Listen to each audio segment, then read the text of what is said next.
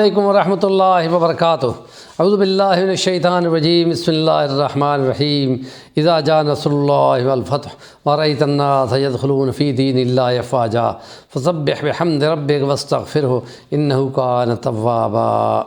سیرت نبوی صلی اللہ علیہ وسلم کے آخری چیپٹرز ابھی باقی ہیں، اور یوں دیکھتے ہیں کہ فتح مکہ 8 ہجری میں ہوا تھا رمضان میں، اور اس کے بعد سے لے کے 8 اور 9 اور 10 ان میں نبی کریم صلی اللہ علیہ وسلم کی طرف جب قریش مکہ اسلام لے آئے تو باقی مختلف قوموں اور قبیلوں کے لوگ بھی اسلام کی طرف آنے لگے، اور اس کو عام الوفود کہتے ہیں۔ اور یہ تقریباً 8 ہجری کے بعد سے لے کے 9 میں بھی اور 10 میں بھی اس مختلف وفود آئے، اور بعض کے نزدیک یہ تعداد 60 ہے، اور بعض کے نزدیک یہ مختلف قوموں کے وفود کی تعداد 35 ہے، اور اس میں مختلف طریقوں سے وہ آ کے مسلمانوں سے نبی پاک صلی اللہ علیہ وسلم سے کچھ باتیں کرتے تھے۔ تو یہ 8 ہجری کا معاملات ختم ہوئے، 9 میں نبی پاک صلی اللہ علیہ وسلم کے اہم واقعات ہوئے، جس میں غزوہ تبوک تھا اور منافقوں کے مرکز مسجد ضرار کا خاتمہ تھا، اور اسی سال یہ عبداللہ ابن ابی ابن سلول جو رئیس المنافقین تھا اس کی وفات کا سال بھی ہے۔ تو اس کے لیے جب اس کے بیٹے نے نبی کریم، جس کا نام بھی عبداللہ تھا، وہ نبی کریم صلی اللہ علیہ وسلم کے پاس آیا، صحابی ہے، اور وہ کہتا ہے کہ یا رسول اللہ میرا ابا فوت ہو گیا ہے، آپ اس کے جنازہ پڑھائیں۔ نبی کریم صلی اللہ علیہ وسلم نے اپنا قمیض مبارک اس کو اتار کے دیا کہ یہ اس کو پہناؤ، اور پھر جب آپ نبی کریم صلی اللہ علیہ وسلم وہاں اس کی جنازہ پڑھانے کے لیے گئے تو بار بار حضرت عمر فاروق آگے آ جاتے تھے کہ یا رسول اللہ یہ وہی نہیں ہے جس نے ہمیشہ اسلام کی مذمت کی ہے اور اسلام کا نقصان کیا ہے، آپ اس کا جنازہ کیوں پڑھا رہے ہیں، آپ اس کا جنازہ نہ پڑھائیں۔ تو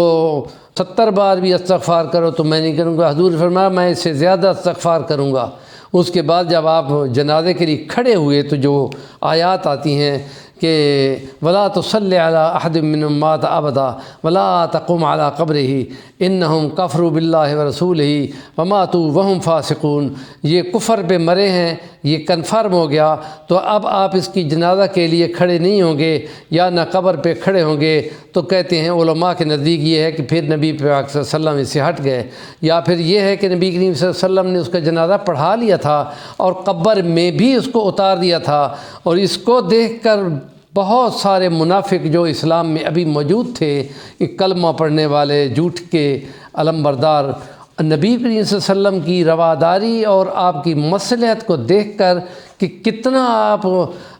بندے کو اسلام کی لانے کے لیے کوشش کرتے ہیں، تو کہتے ہیں کہ وہ لوگ جو تقریباً کبھی کے اسلام کے خلاف جمے ہوئے تھے، 70 سے 80 منافق اس سے دل سے مسلمان ہو گئے تھے۔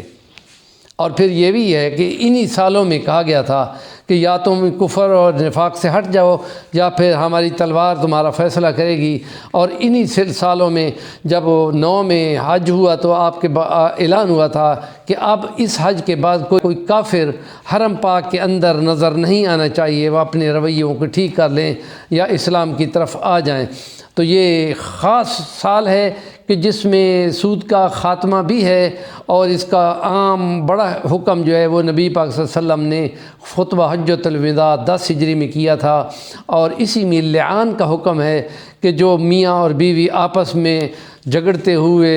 ایک دوسرے پہ بہتان لگاتے ہیں، تو سورۃ نور میں اس کا واقعہ موجود ہے کہ وہ کس طریقے سے لعنت بھیجیں گے اپنے میں سے جھوٹے پہ۔ تو یہ باقاعدہ حکم موجود ہے۔ ہمارے چینل کا نام ہے صفی الوانی، ضرور سبسکرائب کریں اور کام کی بات کا کمنٹ ضرور کیا کریں۔